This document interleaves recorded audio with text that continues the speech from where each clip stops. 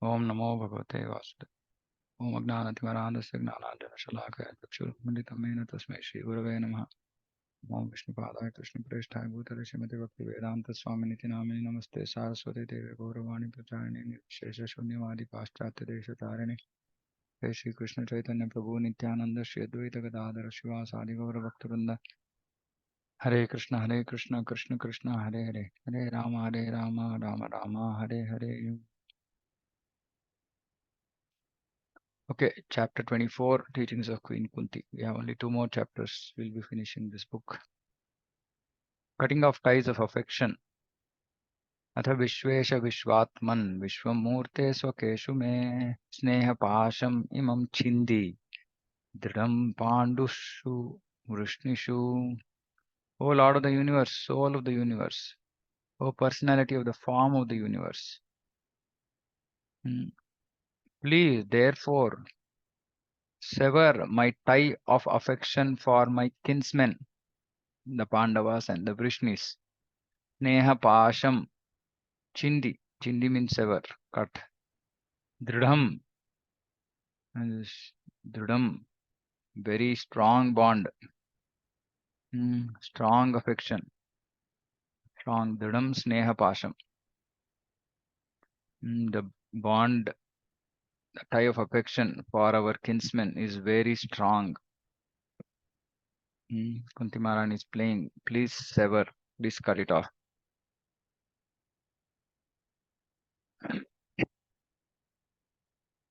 A pure devotee of the Lord is ashamed to ask anything in self-interest from the Lord. This we have discussed many times. We should not pray for anything for ourselves if we want to become a pure devotee. If we don't want to become a pure devotee, then it's fine. So many times devotees are saying that no, but how is it possible? We are in a state where we feel like asking. Then it's okay, no problem. We can ask. But we should understand that we should come to a stage where we should not ask for ourselves. And Bhakti Rasamrita Sindhu says, okay, if life-threatening situations, etc., one can pray, right? Because the idea is to actually serve the Lord. If the idea is to serve the Lord, then one can pray. Yeah. And of course, when question of prayer comes, so I have to say this. Till now, I have not heard any source which says that Hare Krishna Mahamantra can be used for prayer. Like I see many places we do this. Let's pray for the recovery of this devotee by chanting Hare Krishna Mahamantra. Yeah, let's pray for this person's birthday by chanting the Hare Krishna Mahamantra. All this is absolutely, if it is material, then it is Nama Parad. We can't engage Hare Krishna Mahamantra for material outcomes. We can't engage Hare Krishna Mahamantra for anything for ourselves, because it is the prayer to begging for service to Krishna and Radha. And this also, I offer one extra round for this devotee. What is that? I don't know. If anybody has heard any authentic reference for this, kindly let me know. I've been asking many devotees, saying on what basis are we doing this offering? I do one round for somebody. How does it work? I mean, the process is that we are praying, saying that give me service, and then we are saying give me service for somebody else. But that somebody else himself or herself has to pray, right? We can't pray for them that they get service, because that is a free will of the jiva. So I'm not very sure some of these, at least at the outside, they don't look authentic to me, authorized to me. But if somebody has some references, I would be happy to learn. Anyway, so a pure devotee is ashamed to ask anything. He doesn't ask. He knows, Lord knows everything. Lord knows my problem. Lord knows the best solution for me. Why should I bother? I will just try to continue to engage in service. So pure devotee simply asks that whatever it is, let me not forget you. Let me not stop your service. Right? But Prabhupada is saying, but the householders are sometimes obliged, not all the time. Sometimes, very critical situations. Sometimes obliged to ask favors from the Lord, being bound by the tie of family affection. But we should not take this as an excuse and say that, okay, okay, Prabhupada has said, so we're going to keep asking for favors from the Lord. Prabhupada is saying sometimes, and then, of course, next, what is the intent of mentioning this? Is to ultimately, it has to be cut, it has to be stopped. Because irrespective whether we are householders or sannyasis, if you have to come to the pure platform, it is the same rule. It's not different for householders. Yeah, but because of our family affection, we might sometimes, but eventually we have to come out of this and then engage in a way that we don't ask anything from the Lord. Srimati Kunti Devi was conscious of this fact, and therefore she prayed to the Lord to cut off the affectionate tie from her own kinsmen, the Pandavas and the Vrishnis. So Prabhupada is saying that she was aware that she's been asking for favors. So she's saying, Kunti Maharani is playing, please cut off the affection. Of course, she is just teaching us. The Pandavas are her own sons and the Vrishnis are the members of her paternal family. Krishna was equally related to both families.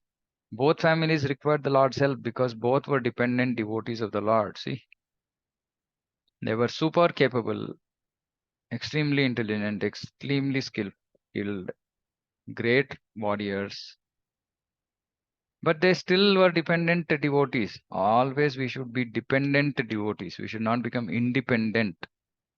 Independent means not a devotee. Independent means demon.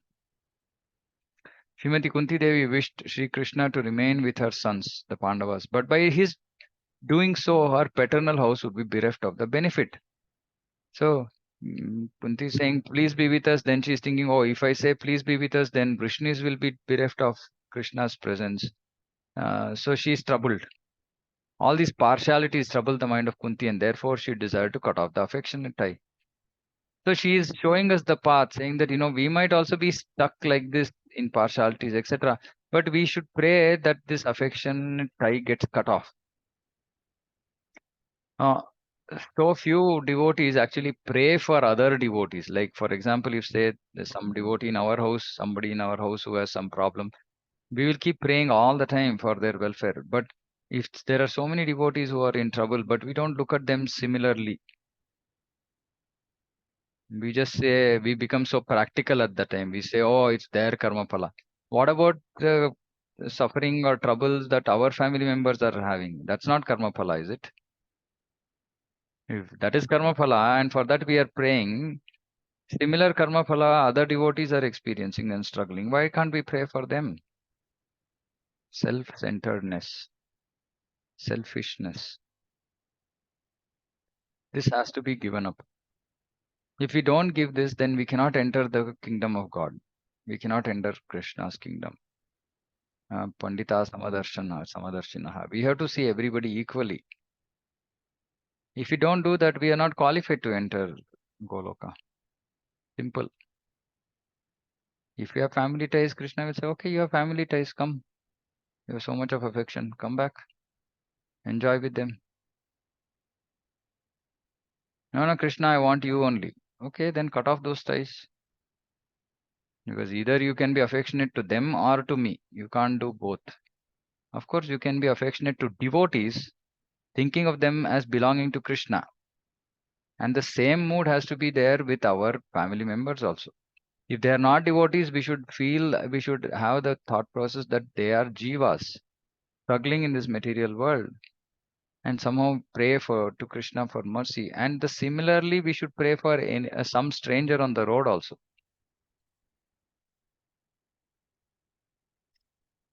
Right? So till we remain stuck in this selfishness, so we have to move from self-centeredness to compassion. This is our journey. Hmm? So we have to move from being self-centered to being compassionate. Self-centered means nothing else is visible to my eyes except me and my family and my relatives, etc. Compassionate means everybody is visible to me just as children of Krishna, just as spirit souls who are struggling in this material world, and they need to be given the mercy of Srila Prabhupada. And we have to make that transition. A pure devotee cuts off. See, pure devotee cuts off the limited ties of affection for his family and widens his activities of devotional service for all forgotten souls. So we have to widen our activity. Actually, see, many a times, when devotees are stuck with this, suppose say somebody is stuck with ties of affection for family. Simple thing to do. Forget about it. Don't worry that you have tie of affection for family, but simply widen your activity of devotional service. Somehow or the other, if somebody is pulling us, saying that come engage in service, somehow, but we will so nicely disqualify ourselves, when we are asked to do any kind of devotional service. We become the most humble, sarcastically, the most humble. So, oh, I am not qualified at all to do this service. Basically, we are just trying to give some reason to get out of that, not to get stuck, not to get involved in that service. But if somebody is pulling us to engage us in some service, please understand that is Krishna's mercy. That is why, Prabhupada said Pustak Bhagavat or Person Bhagavat. Person Bhagavat because he is going to, twist your ear.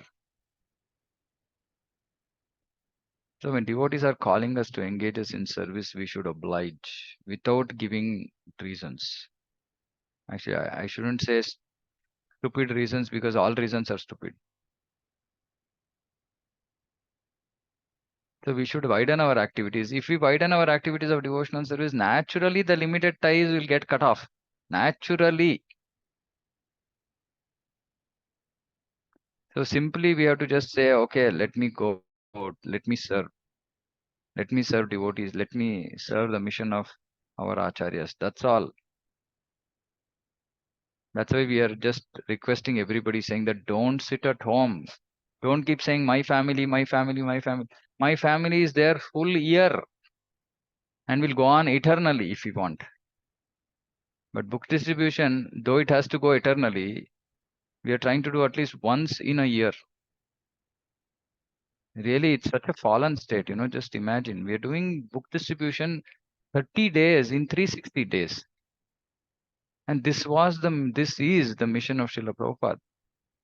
Just now I was reading this one saying that, let everybody have at least one book of mine. That is Prabhupada's desire. One book of ours, Prabhupada says.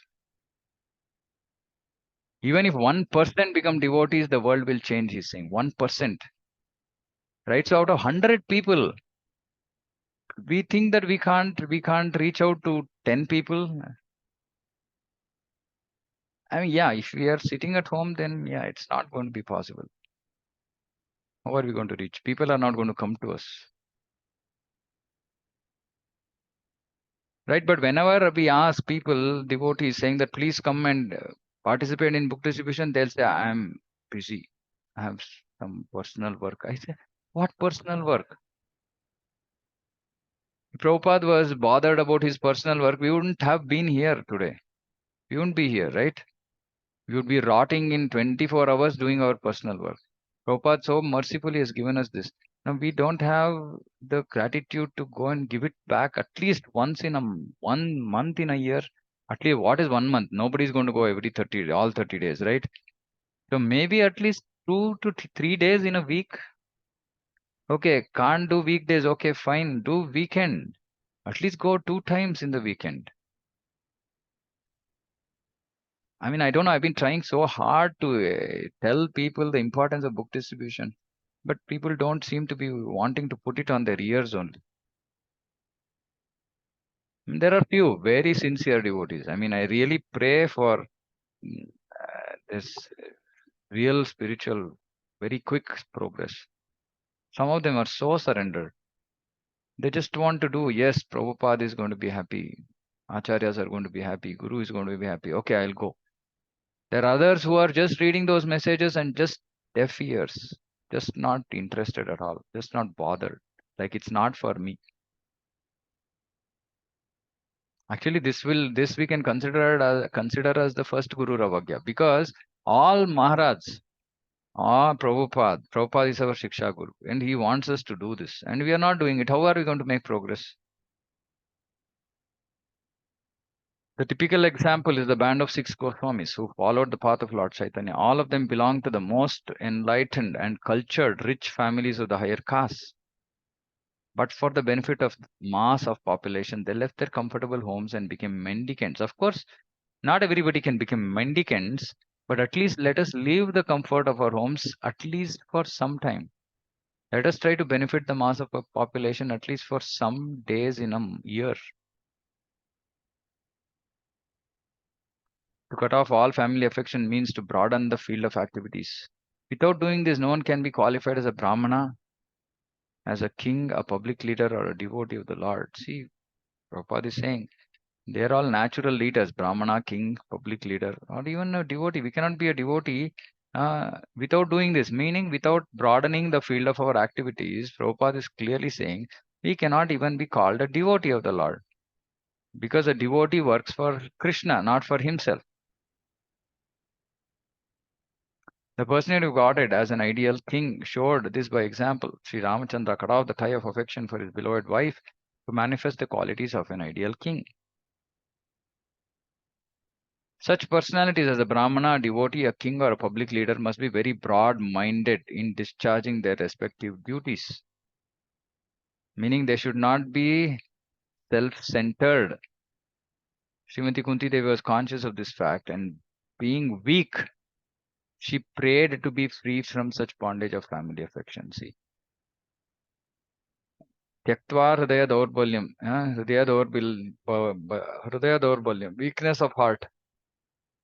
If we have weakness of heart, we should be conscious of this fact and we should pray to be free, not to remain entangled.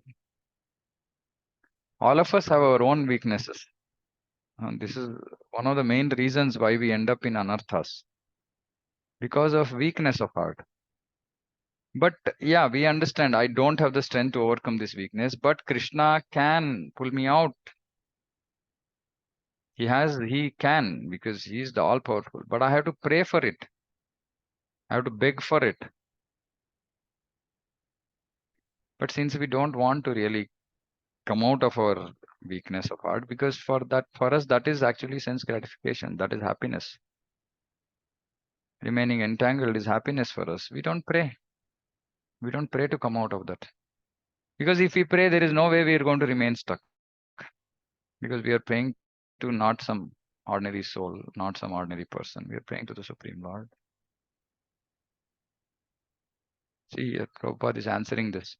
The Lord is addressed as the Lord of the universe, or the Lord of the universal mind, indicating his all powerful ability to cut the hard knot of family affection. Indicating his all powerful ability. Of course, he has the ability, but we have to pray. Therefore, it is sometimes experienced that the Lord, out of his special affinity towards a weak devotee, breaks the family affection by force of circumstances arranged by his all powerful energy. And this is very difficult to digest. But it is only sometimes. For whom does Lord do something like this? For whom, towards whom he has special affinity. To whom towards whom will the Lord have special affinity? Somebody who is really wanting to become a devotee but is struggling to get out of his weakness of heart and is praying, Krishna, I want to become your pure devotee. I'm stuck here. Please help me. Then he breaks the family affection. He creates circumstances. Circumstances, right? Same thing. If somebody is affected to his body, Krishna creates circumstances to break the affection of the body. Somebody is stuck with family affection, Krishna creates circumstances to break the family affection. But this doesn't happen to everybody, so we don't have to worry. Fortunate are those souls in whose life Krishna will do something like this. Extremely fortunate. And what happens when the Lord does something like that? By doing so, he causes the devotee to become completely dependent on him and thus clears the path for his going back to God. It's simple. Simple. A initiated devotee or a very sincere devotee who surrendered to Krishna, if that person is struggling in his or her life beyond normal, right? Of course, it is karma phala, but for a sincere surrendered devotee, Krishna takes away all the karma phala. So which means now Krishna is arranging circumstances so that the devotee will become completely dependent on him. And by doing that, what does he do? He's clearing the path of going back to Godhead. So while somebody might be suffering, badly suffering, because of whatever, finance, health, relations. But if that person is sincere soul, wanting to simply please Guru and Krishna and nothing else, this is simply Krishna clearing his or her path for going back to Godhead. But what do we do when we get into these situations? We pray to Krishna saying that please solve this problem for me. And now we put Krishna into such a situation. Krishna is helping us, but we don't want him to help us. He's helping us by clearing the path, go back to Godhead. But we are saying, no, no, no, don't clear the path. Let there be obstacles. Let me not go back to Godhead. So that is why, we should understand this. We should not pray to Krishna for anything except but devotional service. Because Krishna knows best. Krishna knows best. Right?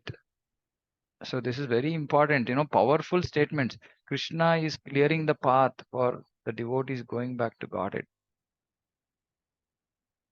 That is special affinity, special affection, special mercy towards a weak devotee.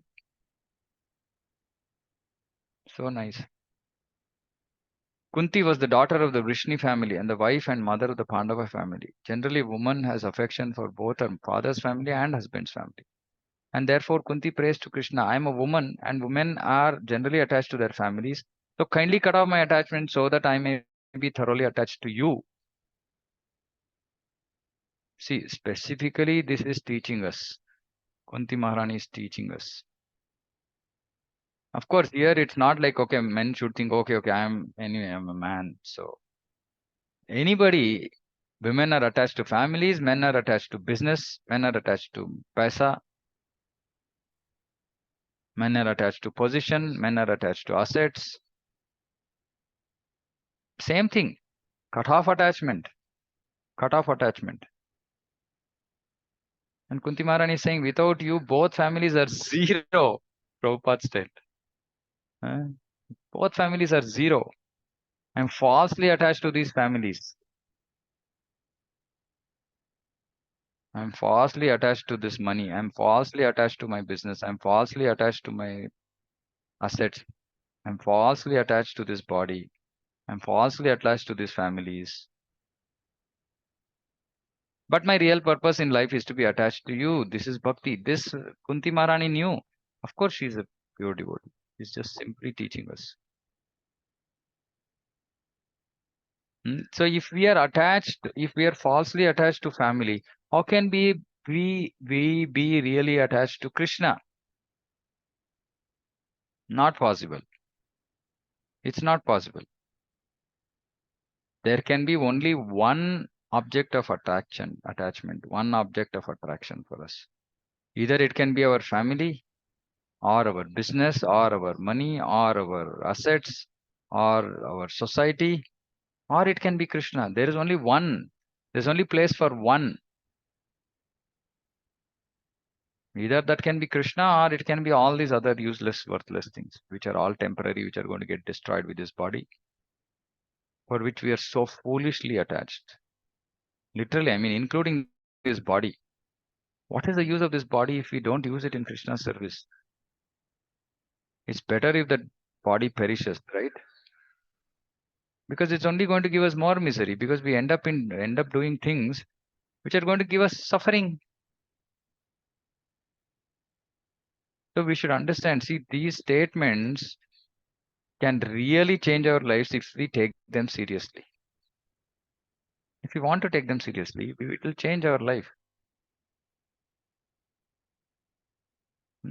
Just this much is enough. I am falsely attached to, you can just take out these families to, I'm falsely attached to whatever. We can put whatever we are attached to in this place. I'm falsely attached to this, I'm falsely attached to that, but my real purpose in life is to be attached to you. We have to just write this and put it in front of us and keep looking at it every now and then. This is bhakti. See, what is bhakti? Can somebody say what is bhakti? Prabhupada is answering in the next statement. What is bhakti? Any answers? To surrender. To surrender. Okay.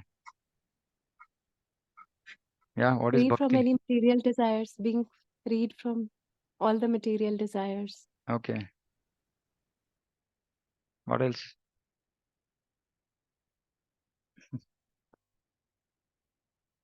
Prabhupada answers this so nicely here. He says bhakti involves becoming free from attachments of this material world and becoming attached instead to Krishna.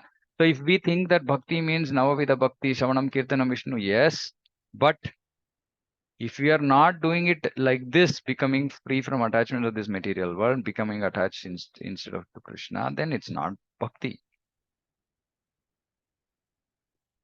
See, Prabhupada is saying one cannot become unattached. It's not detached, unattached, meaning that one must be attached to something. But in order to become attached to Krishna or enter into devotional service of the Lord, one has to become detached from material affection. See, look at this statement.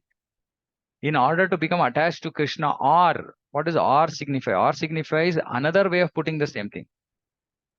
Becoming attached to Krishna means entering into devotional service of the Lord, which means pure devotional service. Pure devotional service means attachment to Krishna. If it is not pure devotional service, that means we have not actually entered into the devotional service of the Lord at all. We are still in training stage. We are not entered. Actually, devotional service only starts when somebody becomes pure of desires for material things, right? One has to, please note this, one has to. Now, this whole thing of, like, see, we are not at the stage of Raghunath Das Goswami, right? Where Prabhupada, Chaitanya Mahaprabhu told him, externally you remain like, do your this, and internally you be attached to Krishna. That's not possible for most of us, right? For us, it is actually external detachment and internal detachment both happen together. Meaning, if we remain attached to material things, we'll just remain attached internally also. Externally, we are attached to material things. Internally, also we are attached to material things. It's very difficult for normal people like us to be are externally associated, in touch with material things, but internally detached from that is a very tall order. It's for only very exalted devotees who can do that. So for most of us, the simple thing is to actually engage in devotional activities so that automatically attachment to Krishna increases and thereby automatically detachment appears. Detachment happens. Right? So the path has to be very clearly understood. We should not be in confusion about the path. Because if we are clear about the path, then we will try to follow it. If we are confused about the path, then what will we follow? Our confused path or our concocted path. And that concocted path is not going to take us to Krishna. It's going to just bind us in this material world. Such clear purports, these are actually, we cannot be under any confusion. If we read Prabhupada's purports, so clear these books are. Okay, I'm stopping here. Any questions?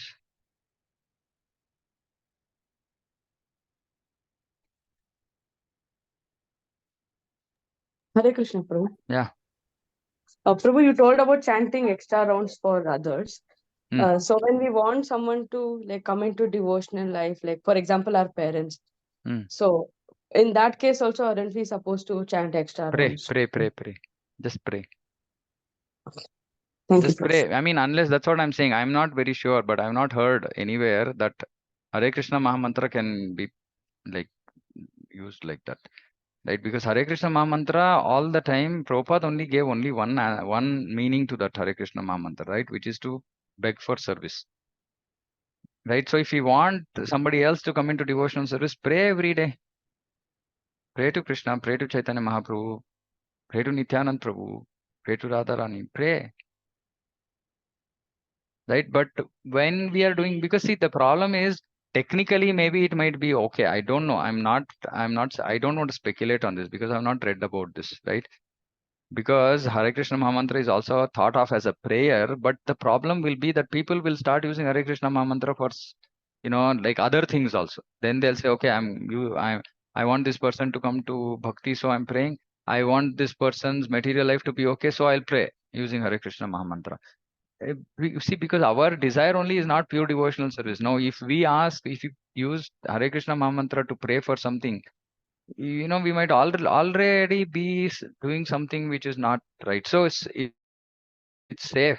It's safe to simply pray as just normal prayer, like stand in front of the Lord, think about the Lord, and just pray, saying that, whoever is your Ishta Devata, Krishna, Radha, please give mercy to my parents. Let them please come to devotional service.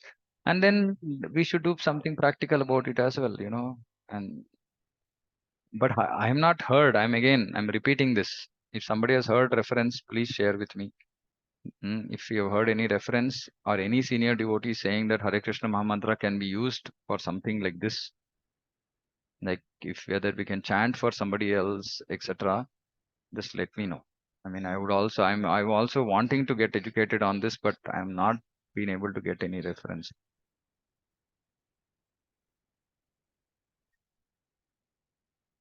Okay. Hare Krishna Prabhuji. Yeah. I mean, I did not understand this, what you were trying to tell.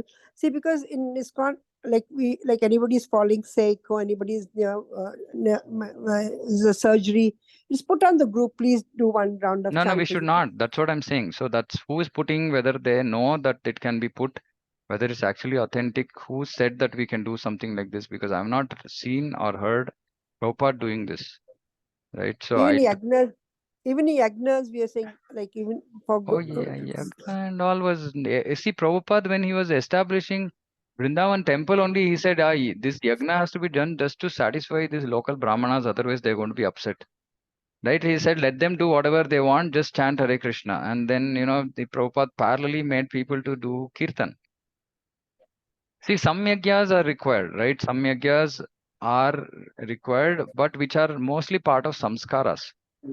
Even if you follow the Vedic way of life, the highlight still has to be, see, we should not, okay, so we should not think that these yagnas are a replacement for the Hare Krishna Mahamantra, or that doing yagnas is the Yoga Dharma, or yes, it's all part of the Vedic. As long as it is Vedic, somebody can do. But what will happen is when we do something like this in the temple is we possibly set a different direction for people, right? So this also is it has to be done, but very minimally, and with clear understanding, saying that what is it being done for, right? So I don't know. Many of these things are not very clearly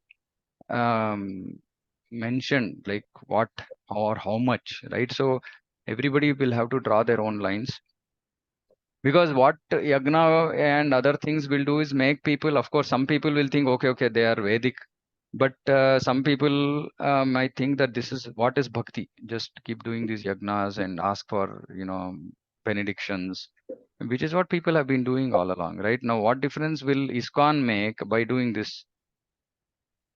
Right. So many of these are very high level questions, right? So obviously I'm not qualified to speak about this, but in my own life, I follow a very simple rule. I just stick to Hare Krishna Mahamantra. We did, even when we were doing our whole house Gruha Pravesha, we did only whatever was bare minimum required, right? He said nothing else needs to be done. And that too, that was done not as a public function. That was done just as a small function, because for outsiders, it is all just Hare Krishna Mahamantra. ISKCON is Hare Krishna Mahamantra. Of course, I've also seen that there are some yagnas which are done, but I'm saying it has to be very clear understanding, not as a general rule. And also, I saw somewhere in Shivaram Maharaj's book, he was saying that even if we do these yagnas, we should not, it will become a offense if we think that these yagnas are more superior or independent of the Nama. Right? In the sense, ultimately, our movement is based on Hare Krishna Mahamantra, right? Sankirtan. Ours is Sankirtan movement. We should never do anything which might give emphasis to something else and reduce the importance of Hare Krishna Mahamantra of Sankirtan. Right? So it's a very thin line because we don't know what people will think. So I don't know. Prabhuji, Yeah. with all due respect, like when my Guru Maharaj was going through, like, we were all chanting for him. And now recently, just recently, there and Prabhu, like we all know he's fighting the legal court case with Yeah. the Pandit, right? Yeah. So like we had a meeting and he told us like so many japas of the so many lakh japas of Narsimdev Lord has to be chanted. So he's asked like every temple to do it, like, and very openly it's been Yeah, see, it'll like, be nice actually. You have contact with these, with devotees. We can please ask saying that where is, I mean, see, this is still, I saw that message was Ugram Viram. It's not Hare Krishna yes, Ugram. Mahamantra. No, it is Ugram, Sugram. Yes, yeah, Ugram Ugram Viram is for protection, right? Ugram Yes. Viram is for protection. Now, obviously, if he thinks that whatever, right? So what protection, etc. If there is clarity, see, and also one more thing, I want to also add when some other mantras are being chanted, also the intent has to be very clear. Meaning there has to be a motive, right?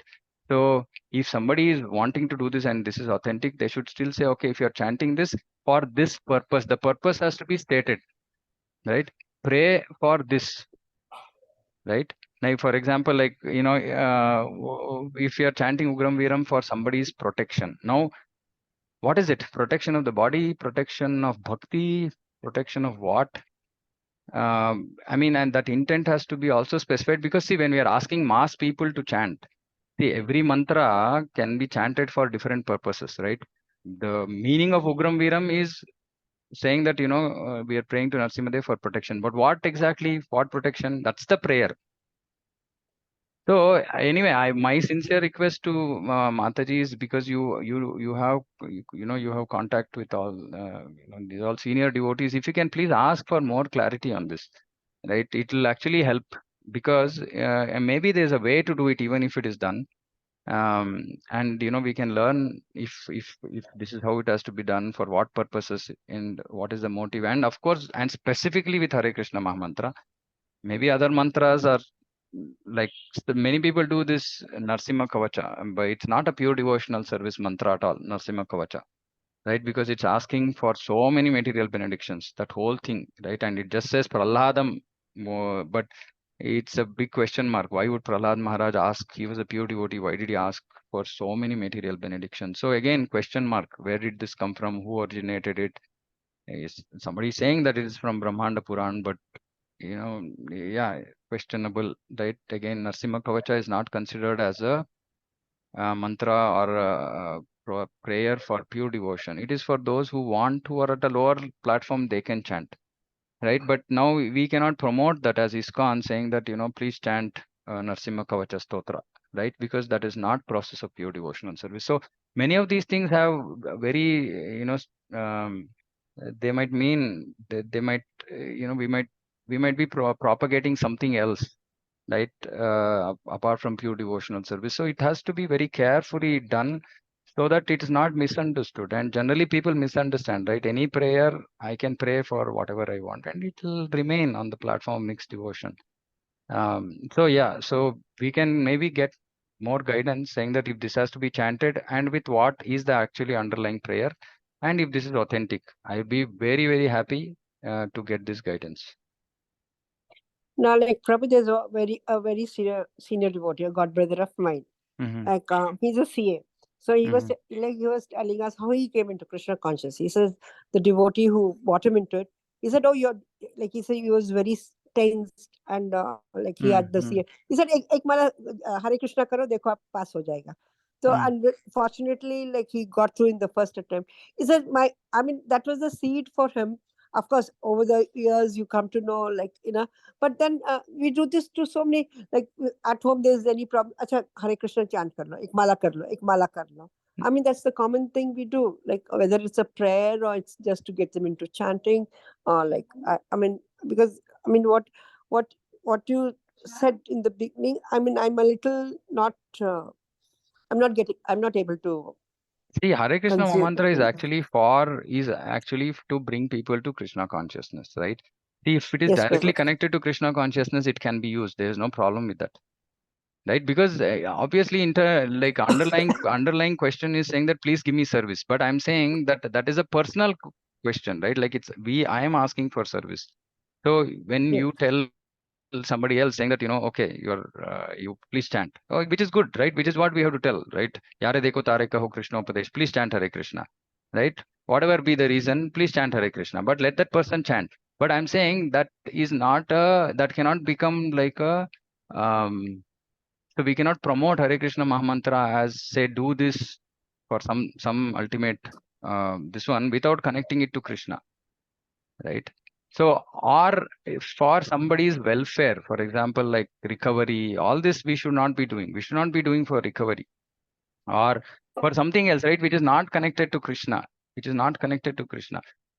That is why when I am talking about Hare Krishna Mahamantra, also I'm saying Krishna has to be in the picture. Krishna has to be in your life. Krishna is the most powerful. Take shelter of Krishna.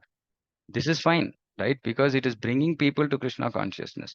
But simply telling somebody saying that, your material problems will be solved. That's not at all recommended, right? So we have to be careful. That is why who is saying what is being said is very, very important. So generally it is for asking for service and for somebody to bring people into Krishna consciousness. We will tell people saying that yes, chant, this will be good for you. What is good for that person is finally that person will come to Krishna. That is good for that person, right? But I'm saying what will be doing it for somebody else. That is what I was saying, right? First thing I said, like, we can't do it for somebody else. We can't do this mantra for somebody else because it is that person has to ask for service or ask for prayer. We see today also when we are chanting, we might pray saying that Krishna, please take out all these anarthas in me, etc. Right? We are praying. We are praying. When we are chanting Hare Krishna, also we are praying, saying that I have all these anarthas, please take it away. Because that intention is because we want to serve Krishna. Right? If somebody else also wants, they can chant Krishna, Hare Krishna. We should get them to chant Hare Krishna. Right? But for example, I've seen happy birthday chant Hare Krishna. Now, I don't know what this means. What is happy birthday chant Hare Krishna mean? I don't understand. If you say, I am praying that this person becomes a devotee of Krishna, so we will chant Hare Krishna for, praying that that person comes into devotional service. Maybe it's okay. Maybe, but we cannot chant, as in we cannot offer results. Like, for example, many people do, I chant this, I offer the result to this one. This also I have not heard. I have not heard whether we can chant for somebody else and offer them the result. So it's become like a general way of just, okay, give some reason to chant Hare Krishna. So that is why I'm also openly saying that I'm not very qualified to tell, but I've also been trying to find an answer for this, right? One answer I got was that if the intent is is devotional service, then it can be used. That's what I've been told.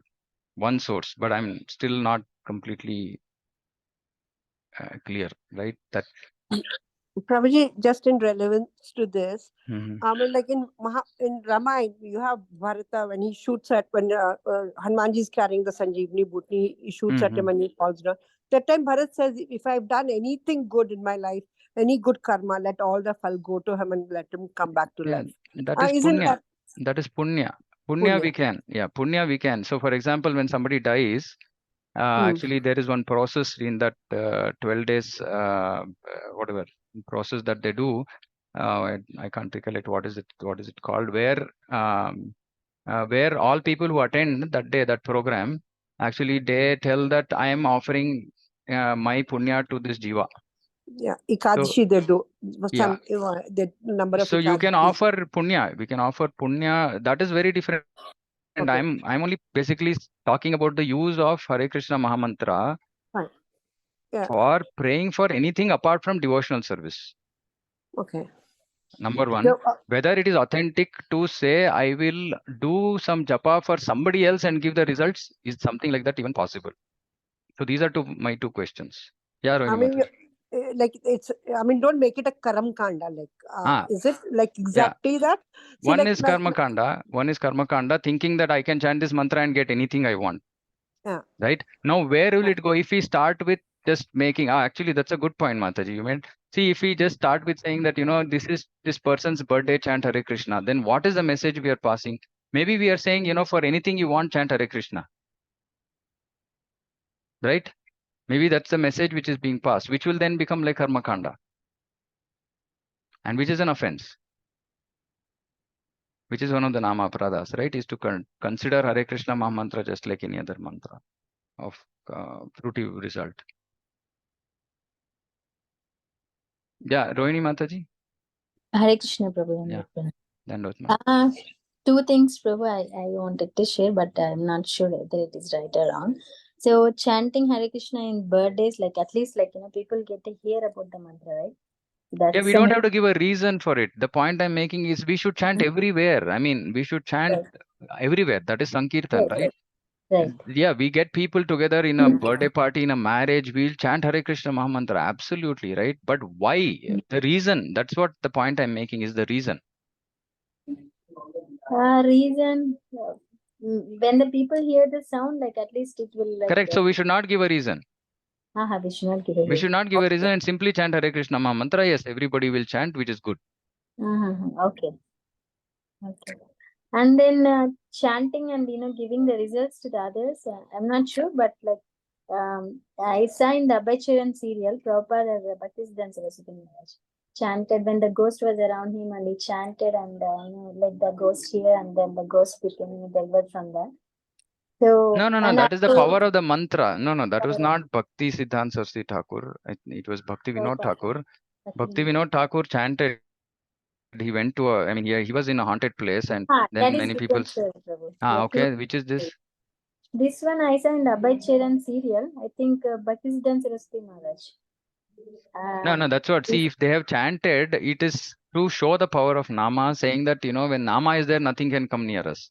Right? But it's not, see, for example, like if we say that if you are, if you just by just chanting Hare Krishna, Krishna is present, right?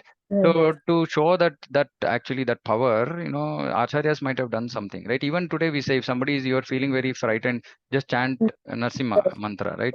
Just chant Narsimha Dev mantra. Now that is the that mantra is actually used for that purpose only. Like when we call out the name of Narsimha Dev is there to protect the devotees, right? But the popular or the normal use of Hare Krishna Maha Mantra is to pray for service. Now, leaving that, can it be used for anything else? If so, what are the bounds? What are the rules? How it can be done, etc. Is my question. Okay. That I. Thank you. Okay, anyway, I'm also like lifting my hands. I don't know exactly what is the answer because I've seen many places this being done. So yeah, it'll be nice if you can get some authentic answers to this.